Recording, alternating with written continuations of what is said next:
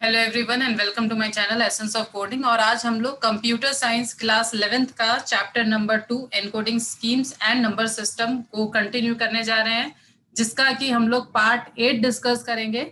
और आज जो हम लोग डिस्कस करेंगे that is decimal to hexadecimal conversion and hexadecimal to decimal conversion.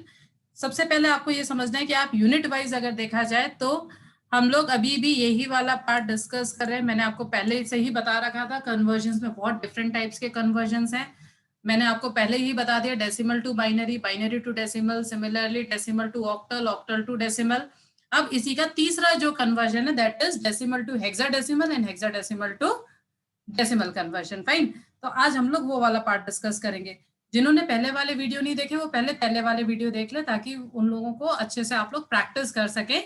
और फिर अब ये जो नेक्स्ट है, तो अब आपको जैसा आपने वो पहले समझा है अब आपको ये बड़ा आसान सा लग जाएगा कि देखिए यहाँ पे अब हमारे को क्या करना है कि जैसे अब डेसिमल टू हेक्साडेसिमल कन्वर्जन में वापस हल्के सा रिपीट कर देती हूँ कि आपको ये देखना है कि डेसिमल से आप किस नंबर सिस्टम पे जाना चाहते हैं। अगर यहाँ पे बाइनरी है तो 2 लेंगे आप, अगर ऑक्टल है तो 8 लेंगे, और हेक्साडेसिमल है तो आप 16 लेंगे। तो अल्टीमेटली आपको क्या करना है कि जो भी आपको डेसिमल नंबर मिला था, suppose over here it is 25, तो जो भी आपको डेसिमल नंबर मिला था आप उसको 16 से तब तक डिवाइड करते जाएंगे जब तक कि आपको रिमाइंडर 0 नहीं मिल जाता, और सॉरी जो क्वेश्चन पार्ट है वो 0 नहीं मिल जाता, और रिमाइंडर को आप एक तरफ लिखते जाएंगे। तो जैसे मान लीजिए अब यही वाला था एग्जाम्पल 25 वाला, तो हम लोगों को क्या करेंगे, जैसे मैंने यहाँ पे 25 लिख रखा है और यहाँ पे मैंने 16 लिख रखा है। अब मैं जब इसको डिवाइड करूंगी तो 16 multiply by 1 will be your 16 and reminder will be 9। तो हमने रिमाइंडर देखिए यहाँ पे लिख दिया 9। फाइन, फिर क्योंकि ये वाला वैल्यू जो है दिस इज क्वेश्चन पार्ट, ये 0 नहीं आया तो हम इसको वापस से डिवाइड करेंगे। आप चाहे तो इसी को रिवर्स ऑर्डर में लिख सकते थे, नहीं तो आप वापस डिवाइड कर दीजिए। तो वापस 16 को डिवाइड करा, 16 into 0 will be your 0 value, और रिमाइंडर आपका 1 आ जाएगा इस केस में, है ना। और ये जो आंसर है इसको आपको रिवर्स ऑर्डर में लिखना है। रिवर्स ऑर्डर में आप लिखेंगे तो इट विल बी 1 एंड 9। तो 1 and 9 this will be your hexadecimal value. अब आपको बड़ा आसान लग रहा होगा क्योंकि आपने इस तरह के कन्वर्जन बहुत सारी प्रैक्टिस कर ली। बस यहाँ पे आपको प्रॉब्लम क्या आएगी, आपको 16 का टेबल प्रॉपर्ली आना चाहिए, है ना, ताकि आप लोगों को प्रॉब्लम नहीं हो। तो आप बेसिकली 2, 8 और 16 के टेबल को तो बहुत अच्छे से गो थ्रू कर लीजिए ताकि ये कन्वर्जन्स में आपको प्रॉब्लम नहीं आए।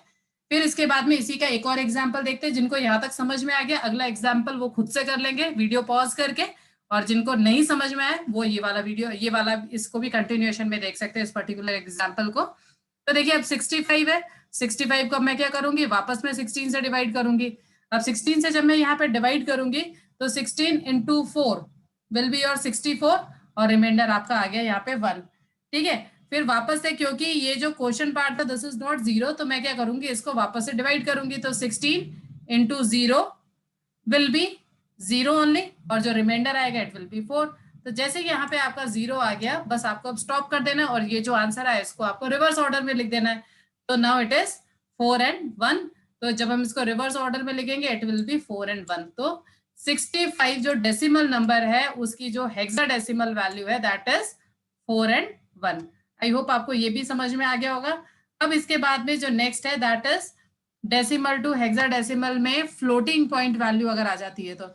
और देखिए जैसा मैंने आपको पहले बताया था फ्लोटिंग पॉइंट वैल्यू में क्या होगा कि आपको इंटीजर पार्ट भी मिल रहा है प्लस आपको फ्लोटिंग पॉइंट पार्ट भी मिल रहा है ना। तो अब आपको क्या करना होगा, इंटीजर वाले पार्ट के लिए तो सेम वही है, डिवीजन मेथड, डिवाइड करते जाइए जब तक 0 नहीं आ जाता।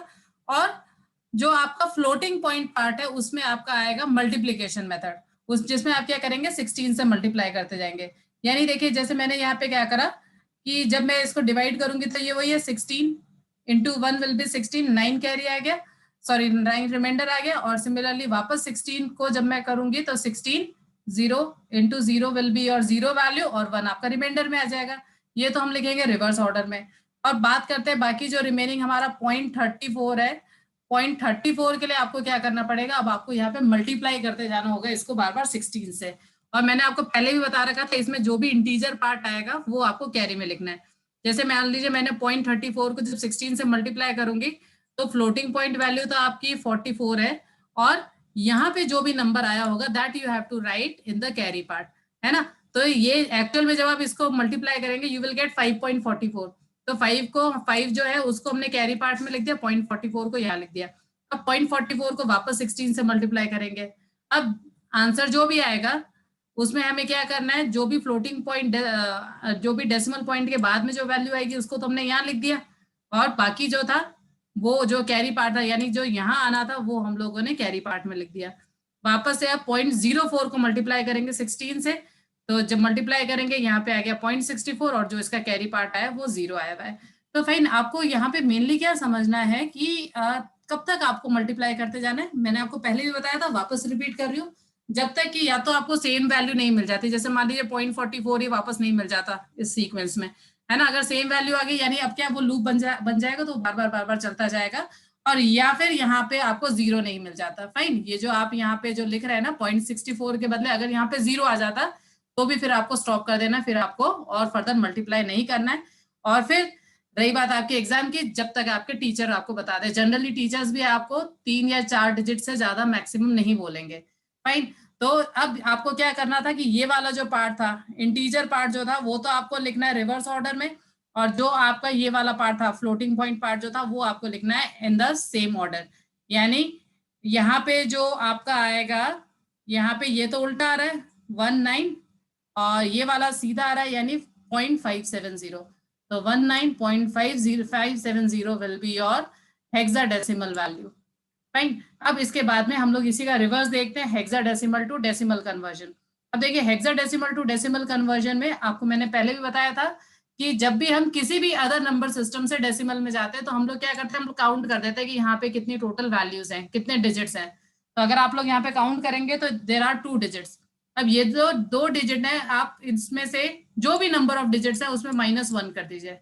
5 होते तो -1 कर दीजिए, 4 आ जाएगा। 6 होंगे तो -1 कर दीजिए, 5 आ जाएगा। यहाँ पे 2 है, -1 करा तो यहाँ पे भी क्या आ गया, 1 आ गया। अच्छा, अब जो भी ये आया है ये 16 की पावर, इसको हम लोग बार बार यूज में लेंगे, यानी पहले वाला जो वैल्यू है दैट इज 1 मल्टीप्लाई बाय 16 की पावर 1। ये जो पावर है ये वाली पावर है। फाइन, अब ये वाली जो पावर है इसको हम कम करते जाएंगे। जैसे पहले मैंने 1 लिखा, फिर 0 लिखूंगी, फिर -1 लिखूंगी, -2 लिखूंगी, -3 लिखूंगी, -4 लिखूंगी। डिपेंड करेगा कितने डिजिट्स हैं यहाँ पे। अब देखा जाए तो यहाँ तो सिर्फ 2 ही डिजिट है, तो पहले वाले को पावर 1 आ गई, और दूसरे वाले डिजिट को, जैसे दूसरा 9 था तो मल्टीप्लाई बाय 16 की पावर 0 हो गई। तो बस मैंने आपको बोला था ना, जितने भी नंबर ऑफ डिजिट्स हैं पावर में जो डिजिट्स आ रहे हैं वो आपको कम करते जाना है। तो यहाँ पे 1 आ गया, यहाँ पे 0 आ गया। अब अगर आप इसको मल्टीप्लाई करते हैं, 1 × 16 विल बी 16, और 9 × 16 टू द पावर 0। अब आपको यहाँ पे एक और कंसेप्ट पता होना चाहिए, anything to the power 0 is 1। तो 1 इंटू जब हमने 9 करा यहाँ पे तो हमें 9 मिल जाएगा। आप 16 + 9 कर दीजिए, यू विल गेट 25। ठीक है, तो अब देखिए ये क्रॉस चेक हो गया। जैसे मैंने आपको अभी जब अपना वीडियो स्टार्ट करवाया था तो मैंने 25 का हेक्साडेसिमल निकाला था, तो इट वाज 19। अब मैंने आपको इसी का क्रॉस चेक करा दिया, अब मैंने 19 का डेसिमल निकलवा दिया, तो दैट इज 25। तो आप ऐसे भी चाहे तो क्रॉस चेक करके भी चेक कर सकते हैं। मतलब ऐसा जरूरी नहीं है कि आपको कोई क्वेश्चन मिलेगा अलॉन्ग विद द आंसर तो ये आप क्रॉस चेक कर सकते हैं, नहीं, आप यहाँ पे इसके थ्रू भी क्रॉस चेक कर सकते हैं। फिर एक और एग्जाम्पल ले लेते हैं जिसमें फ्लोटिंग पॉइंट वैल्यू होगी हमारे पास में। सपोज दिस इज 19.570, और जैसा कि मैंने आपको भी बोला था, आपको काउंट करना है टोटल कितने इंटीजर डिजिट्स हैं यहाँ पे। जैसे देखिए टोटल इंटीजर डिजिट्स जो है वो 2 ही हैं, तो हम लोग वापस से 2 - 1 करेंगे 1, यानी 1 से शुरू करेंगे। यानी 19 का तो सेम वही आंसर 25 ही आना है ना। तो यानी पहली वाली value multiply by 16 to the power 1, next value आपकी 9 है, तो 16 की पावर 0। देखिए पावर कम होती जाएगी, अब 0 के बाद में फिर -1 -2 -3 -4। तो अब नेक्स्ट जो नंबर है आपका वो आपका 5 नंबर है, तो 5 × 16 की पावर -1। नेक्स्ट आपका 7 नंबर है, तो 7 × 16 की पावर -2। नेक्स्ट नंबर आपका 0 है, तो 0 × 16 टू द पावर -3। फाइन, तो इस तरह से हमने पावर लिख दी। अब आपको सिंपल कैलकुलेशन करनी है। कैलकुलेशन अब आप कैसे करेंगे, 1 × 16 विल बी अगेन 16, 9 × 1 हो जाएगा 16 टू द पावर 0, तो 9 का 9 ही रह जाएगा। अब देखिए इसको आप लोग ऐसे समझिएगा, अब आपको 2-3 कैलकुलेशंस याद रखनी है। जैसे 1/16 हो गया, 1/16² हो गया, और मैक्सिमम 1/16³। क्योंकि मैंने आपको ये हर बार बोला है कि ये कुछ वैल्यूज है विच इज कांस्टेंट, और हर बार आपके कन्वर्जन में काम आनी है ना। तो एग्जाम के समय आपका टाइम वेस्ट नहीं हो, इसलिए आप इनको याद ही रख लीजिएगा। So this is 5/16। क्यों? क्योंकि अगर आपकी पावर माइनस नेगेटिव होती है तो आप उस वैल्यू को डिनोमिनेटर में लिख सकते हैं। फाइन, ऐसे ये वाला हो जाएगा 7/256, यानी 7/16 का स्क्वायर, क्योंकि पावर नेगेटिव थी। और यहाँ pay anything which we will multiply with 0 will be 0 only. तो 0 से आप कुछ भी मल्टीप्लाई करेंगे 0 ही आना है ना, तो इस केस में फिर आपको बॉदर करने की जरूरत ही नहीं है। अब वापस से 16 + 9 करेंगे, इट विल बी 25, और ये मैंने पहले से ही कैलकुलेट कर लिया था, 5 divided by 16 and 7 divided by 256। जब आप इस पूरे को कैलकुलेट करेंगे यू विल गेट 25.3398। लमसम यही वैल्यू हम लोगों ने पहले करी थी, जहां पे हम लोगों ने इसी डेसिमल का हेक्साडेसिमल निकालने की कोशिश करी थी। आई होप आपको मेरा वीडियो इन्फॉर्मेटिव लगा होगा। प्लस मैं आपको एक चीज और बता रही हूँ, जिन भी स्टूडेंट्स को लग रहा है कि उन्हें और ज्यादा एक्स्ट्रा पढ़ाई करनी है, तो मैंने पूरा एक प्लेलिस्ट बना रखी है Python programme for practice series के नाम से, जिसमें जितने भी पॉसिबल पाइथन के प्रोग्राम्स हो सकते हैं आपके लिए for 11th class basically, fine, वो सारे के सारे वहां पे दे रखे हैं, और उनको इतने अच्छे से समझाया हुआ है कि अगर आपको पाइथन बिल्कुल भी नहीं आता तो भी आप उस सीरीज को स्टार्ट कर सकते हैं। क्योंकि मेन क्या है, 11th क्लास में आपको पाइथन की ज्यादा प्रैक्टिस करनी पड़ेगी। These all are theoretical chapters, तो इनमें क्या है, आपको इनको 1-2 बार पढ़ना है, फिर बाद में इनको आपको लर्न ही करना है। इनकी इतनी प्रैक्टिस नहीं करनी जितनी आपको पाइथन की प्रैक्टिस करनी है। तो you have to keep on practising that particular series also. Fine, okay, good day, and I hope आपको मेरा वीडियो इन्फॉर्मेटिव लगा होगा। Thank you so much for watching this video, and I will see you next time.